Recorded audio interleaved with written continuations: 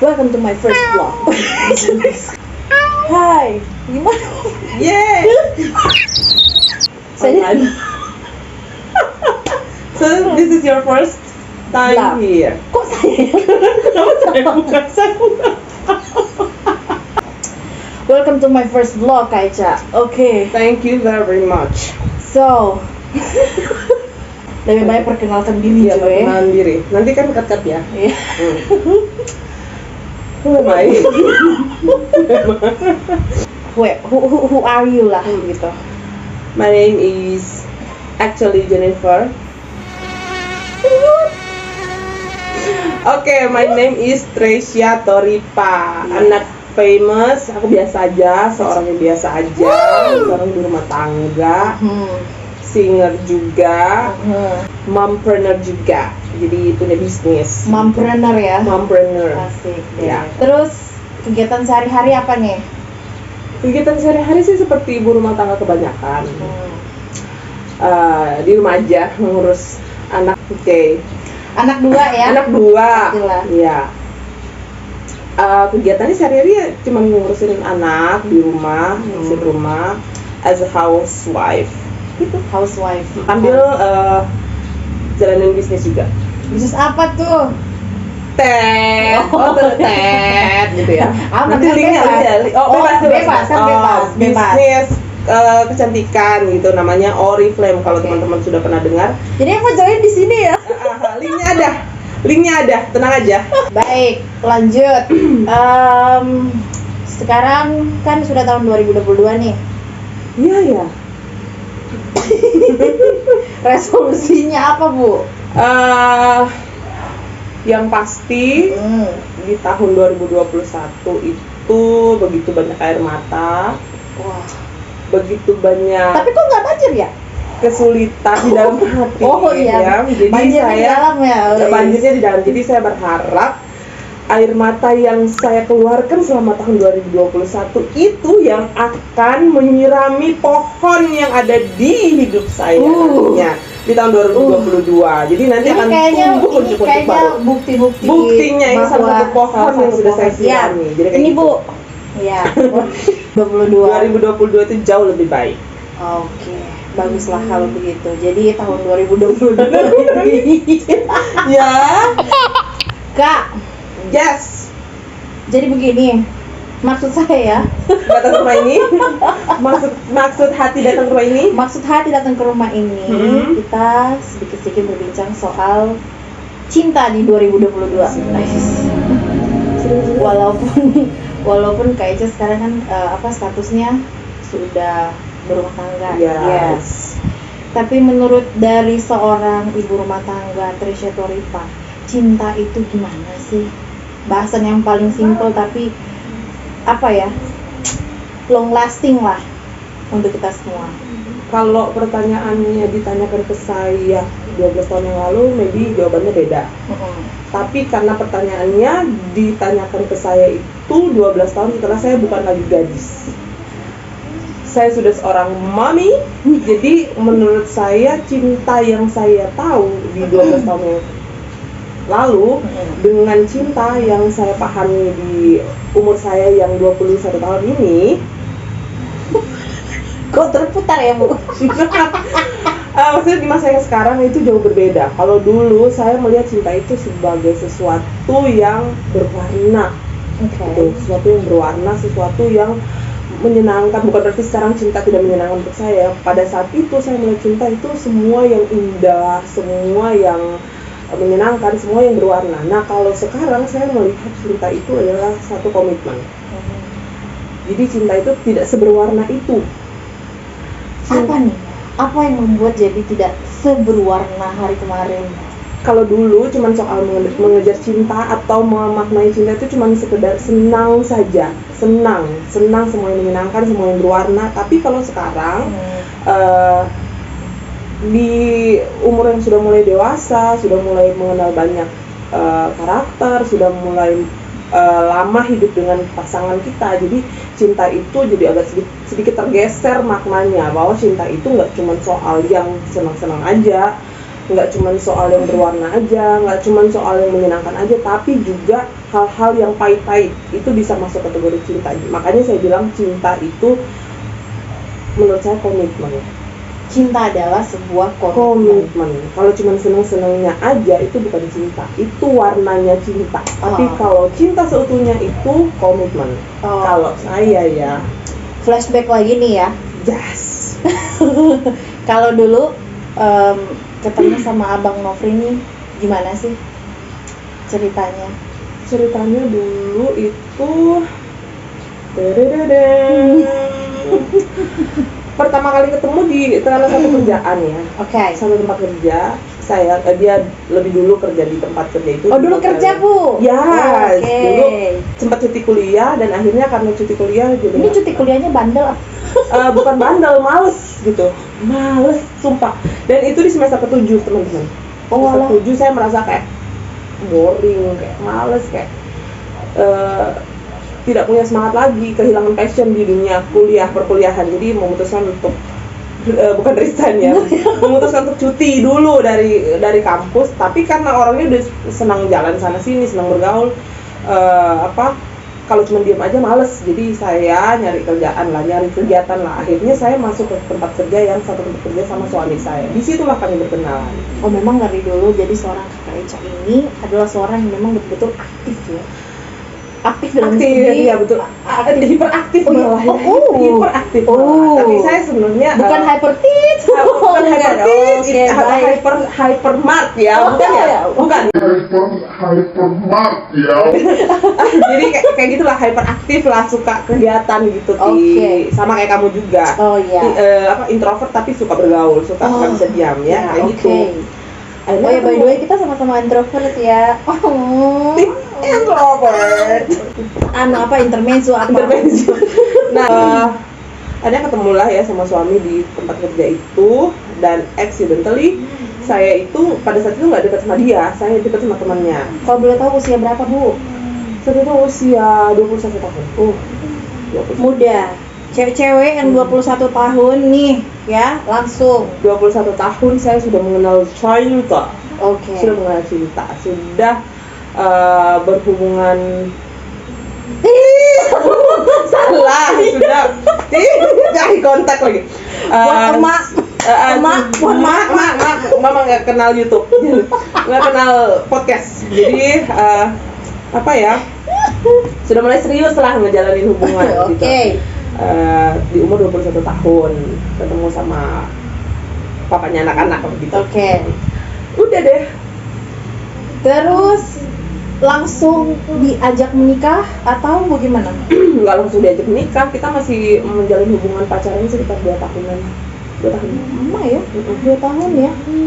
Tapi karena sudah saling mengenal satu sama lain gitu, sudah merasa cocok, sudah merasa nyaman, maksudnya sudah intensitas pertemuan sudah terlalu sering, jadi kenapa nggak diresmikan aja gitu pada saat itu. Umur 23 tahun saya menikah. 23 tahun menikah. Pada saat itu Abang Nofri umur beda 3 tahun, jadi sekitar 26 tahunan. Ideal lah ya. Ya, ideal 23 sampai sama 26 tahun gitu.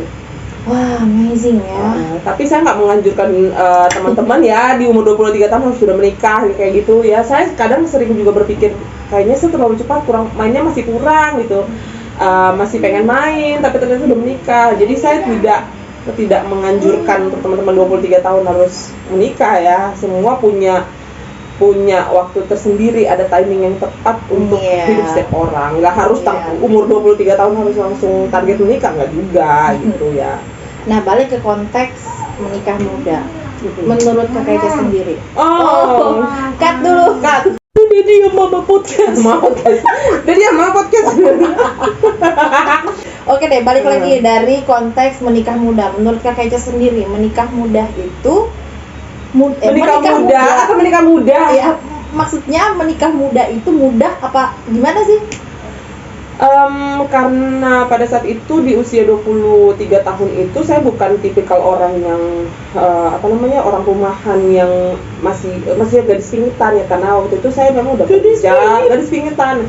Jadi saya sudah kerja dan juga aktivitas di luar rumah, mengenal banyak orang itu sudah banyak. Jadi nggak begitu kaget lah gitu, bukan anak pingitan banget lah gitu ya. Tapi tergantung juga sih, kalau misalnya ada beberapa orang gadis yang umur 23 tahun itu malah belum tahu apa-apa gitu soal dunia, belum mengenal banyak lah, masih dipingit, jadi bisa kaget lah dengan langsung dunia pernikahan gitu. Tapi kalau saya sih pada saat itu santai aja, karena memang sudah terbiasa mandiri, ngurusin mama papa juga, ngurusin rumah juga, udah punya kerjaan, udah punya penghasilan, jadi bisa dikatakan udah siap lah.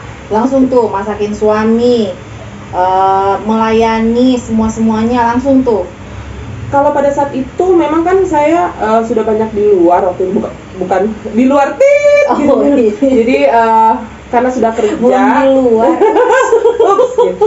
Jadi kan sudah bekerja dan sudah keluar dari rumah juga, pada saat itu sudah memutuskan untuk mandiri.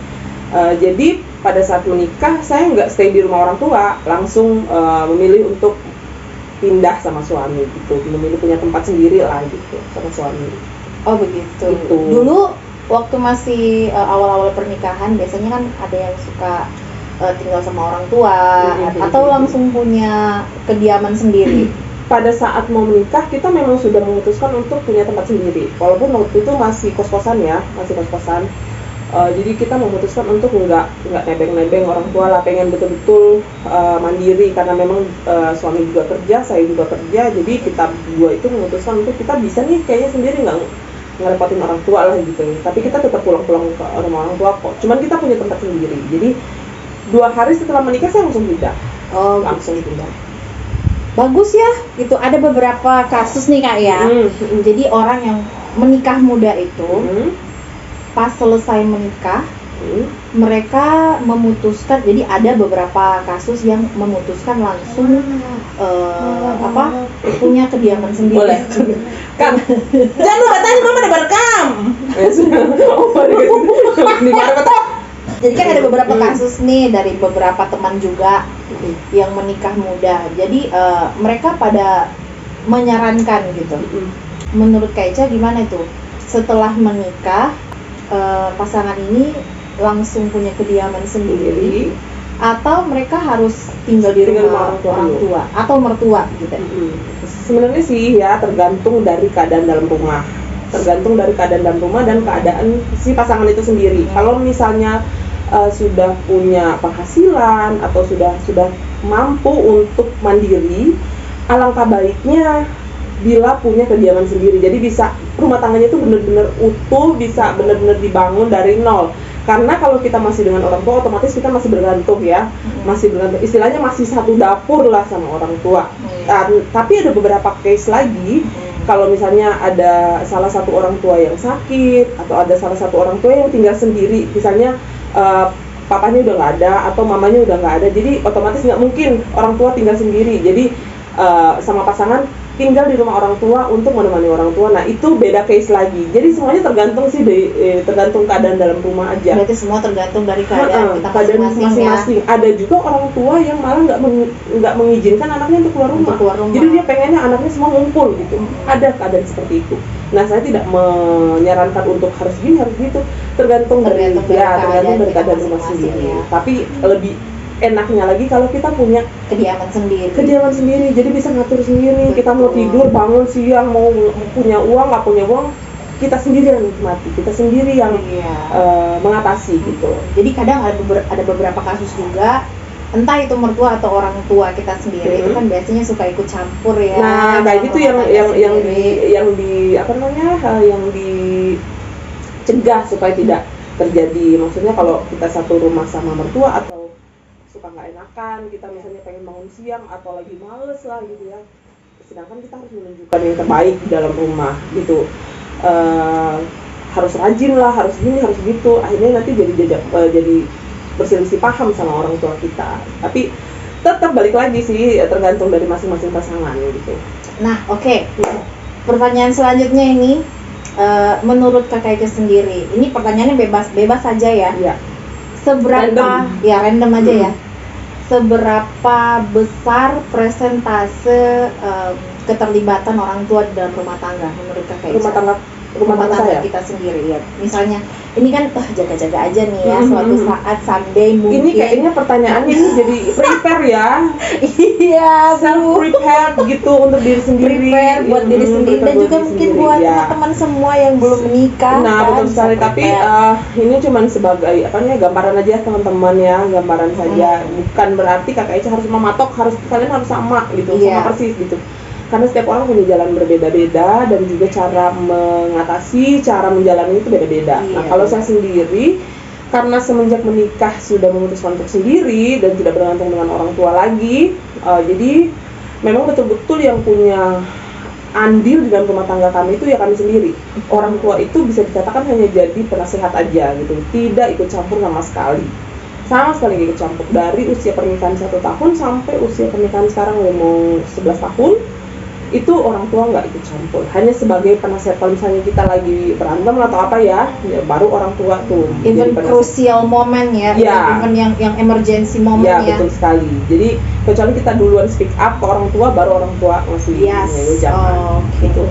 Orang kita tahu Wow. Oke, who is that? husband. Oh, oke, kebetulan suami Kakak Eca saat ini sudah datang kemari. Ini kayaknya tidak masuk di di frame ya. Kita mau lanjut. Lanjut dong, Oke, enak aja. lanjut. Oke, sip. Coba lipstick supaya tabal bagi.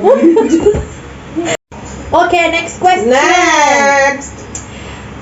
Dalam rumah tangga pasti adalah tantangannya. Betul sekali. Tantangan, hambatan, entah itu apa, dari masalah suami, anak, dan financial maybe. Betul. Toh, kira-kira apa aja sih dan tantangan-tantangan itu? Kalau pada waktu awal pernikahan yang jadi tantangan itu adalah pertama anak. Udah punya anak, kan punya anak. Ya. Udah punya anak, tantangan datang lagi finansial. Hmm. Udah punya finansial, tantangan lagi segala macam lah. Pokoknya di setiap tahun itu ada tantangannya masing-masing. Belum punya ini, pengen punya ini. Udah punya ini, pengen punya lagi yang lain gitu. Jadi tantangan itu selalu ada. Kapanpun itu dan di tahun keberapapun itu tantangan itu selalu ada. Mau soal anak, mau soal finansial, mau soal apa aja itu pasti ada. Jadi dalam hidup rumah tangga maupun dia nggak punya anak, mau ada anak, mau apa, Itu mau pasti ada anak tantangan, angkat benar. atau apa, Iya, pasti ada tantangan. tantangan. Namanya hidup ya Bu ya. Pasti nggak menikah aja tantangan banyak, apalagi menikah ya Bu. Terus cara menyikapinya gimana nih? Cara menyikapinya sih sebenarnya dalam setiap hal, dalam setiap masalah itu jangan dibesar-besarkan itu aja. Misalnya ada satu masalah yang terjadi, jangan itu yang dijadikan center of home gitu. Jadi jangan itu dijadikan pusat di dalam rumah masalah itu. Misalnya ada teman-teman yang maaf nih ya, misalnya teman-teman udah menikah lama terus belum punya anak atau belum punya momongan, jadi itu aja yang dijadikan senternya, itu yang dijadikan pusat permasalahan, maka hidupnya akan terpusat di situ aja. Kenapa nggak dijadikan kelebihan-kelebihan yang lain menjadi senternya? Gitu. Misalnya dua-duanya itu punya berkat finansial yang bagus. Nah, finansial itu yang jadi ininya, yang jadi case ya. Kenapa harus terpusat atau apa? Maria, mama ada Pak. Itu blank lagi ulang. Apa ini? Oke, next. Oke. Tadi pertanyaannya apa? Cara menyikapi ya? Sudah tadi ya? Terus, ini tahun keberapa Bu ya? Berdua? Berempat sekarang ya? Berempat. Kalau dihitung dari pacaran sih pacaran 2 tahun, menikah itu 11 tahun. Menikah 11 tahun. Berarti So, 13 tahun. 13 tahun. Totalnya 13 tahun bersama. Dan itu bukan Dikit lagi perak. Nah, benar. Perak. Wah, Bentar lagi. itu pasti di dalamnya sudah ada macam-macam perasaan. Bumbu segala macam. Ada rasa bosannya, ada rasa cintanya, ada rasa ini gimana sih caranya menumbuhkan Kembali. menumbuhkan kembali, karena kan kalau mau dilihat lagi kembali, wah 11 tahun, mungkin perasaan yang kemarin itu tidak akan sama dengan Betul perasaan yang sekali. sekarang, kan? Nah, betul sekali. Nah, makanya tadi di awal sesi, di sesi pertama itu saya bilang, kasih tahu bahwa di 11 tahun yang lalu nih, kalau kita bahas soal cinta itu soal warna. Nah kalau ditanyakan sekarang itu soal komitmen. Jadi nggak ada lagi tuh kayaknya aduh itu maksudnya apa ya, jujurli itu semuanya akan terkikis karena setiap hari kita ketemu dengan orang yang sama, mulai dari bangun pagi sampai tidur malam.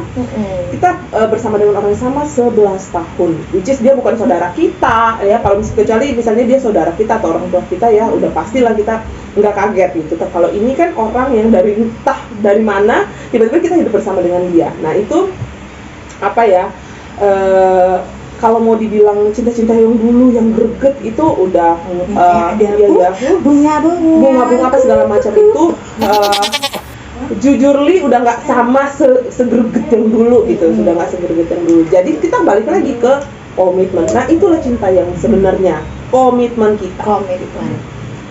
So semuanya kembali lagi sama komitmen kita ya. Betul sekali. Sama komitmen kita untuk mencintai pasangan kita itu apa adanya. Benar. Dan menerima pasangan kita apa adanya. Dari mulai buruknya, baiknya, sedangnya, high-nya, low-nya, up-nya, down-nya gitu ya. Jadi semuanya tergantung dari sikap kita terhadap kondisi. Betul sekali. Ini pertanyaan ini kayak prepare mau something gitu ya, mau something gitu. Ini biar ada gambarannya ya. Buat kita yang semua yang para jomblo. Oke, next questionnya mungkin ini pertanyaan yang paling terakhir di sesi kita kali ini. Menurut Kakak Eca, seorang ibu atau seorang istri itu perlu nggak memperbaharui diri, dalam arti mengupgrade lah, misalnya dari dulu yang tidak bermakeup jadi bermakeup gitu, atau yang sudah bermakeup dipertahankan makeupnya. Kalau menurut saya pribadi ya, bukan berarti kita di rumah lantas kita harus seperti sampah. Jangan Zaya. Sampah cu. Gini, ada orang yang nggak suka make up dan kita nggak bisa paksakan orang itu untuk make up ya. Tapi as a mom, as a wife, kita nggak boleh cuek amat sama diri kita. Nggak boleh cuek ya. Minimal kita tuh harus bersih dan wangi. Yang nggak usah juga kita sampai kayak Kendall Jenner, kita mau bikin shading setiap hari, lalu kita pakai put our makeup on, nggak juga kayak gitu kali ya. Pakai dress terus ya. Jangan juga, maksudnya yang natural aja, tapi sebisa mungkin kita itu rambut kita bersih, wangi gitu, wajah kita nggak kusam-kusam amat di rumah ya. Mandi, dan apa salahnya kalau di rumah kita tetap pakai wangi-wangian gitu ya. Dan maksudnya pada saat suami pulang itu kita jangan pucet-pucet amat, jangan kusam-kusam amat. Maksudnya kita nggak usah seheboh perempuan-perempuan lain di luar sana juga. Kan banyak yang bilang katanya di luar banyak yang cantik, nggak juga kita harus sama seperti mereka. At least kita jadi diri kita sendiri dengan tampilan yang lebih bersih, lebih wangi, lebih enak dilihat. Nggak usah harus makeup amat juga kalau di rumah gitu. Jadi harus tetap merawat diri lah intinya kayak gitu. Tetap perlu nggak boleh kayak sampah. Sampah masyarakat. Sampah rumahan ya, nggak bisa daur ulang sayang. Yang paling terakhir lagi nih. Last yang terakhir janji. Ini pesan-pesannya untuk semua kaula muda yang belum menikah dan yang sudah menikah, bahkan yang ingin menikah. Ya, I'm not talking like I am perfect ya, enggak. Kakak Eca juga bukan orang yang sempurna, pasti punya banyak kekurangan. Tapi kalau untuk teman-teman yang belum menikah, main aja dulu sepuasnya. Dan temukan orang yang betul-betul tepat dengan diri kalian. Jangan pernah terpaksa menikah, karena menikah itu teman-teman nggak seindah yang kalian bayangkan juga gitu. Maksudnya, kalau saya menikah saya bisa sama dia tuh, nggak juga, nggak kayak gitu, nggak seindah seperti dongeng atau seperti drama Korea yang kalian nonton, nggak seperti itu. Jadi main dulu sepuasnya, bergaul, maksudnya nanti capek main, baru pulang tidur gitu ya. Temukan orang yang betul-betul pas dengan kalian, baru kalian memutuskan untuk menikah. Jangan menikah karena kata orang. Kapan nikah gitu, kamu harus segera nikah, usia kamu sudah segini. Jangan pernah hidup dari apa kata orang. Jangan pernah. Jadi pernah hidup dari apa kata orang. Gitu. Jalani aja hidup kalian seperti ya gimana mengalirnya senyamannya kalian, karena yang ngejalanin itu kan kalian sendiri. Jadi yang bertanggung jawab itu diri kalian sendiri. Jadi nggak usah ngikutin kata-kata orang lain. Dan untuk yang sudah menikah, gitu juga jangan terlalu banyak mendengarkan orang lain supaya bisa berjalan dengan lancar semuanya. Gitu. Bagus sekali pesan-pesannya. Terima Reza. kasih. Thank you so much in this podcast. Terima kasih juga sudah diajak sharing. Jadi ingat-ingat kembali. Oke deh semuanya. Sekian dulu podcast ini. So click the subscribe and like itulah. Dan share Ya, oke. aja. Dadah. Bye bye.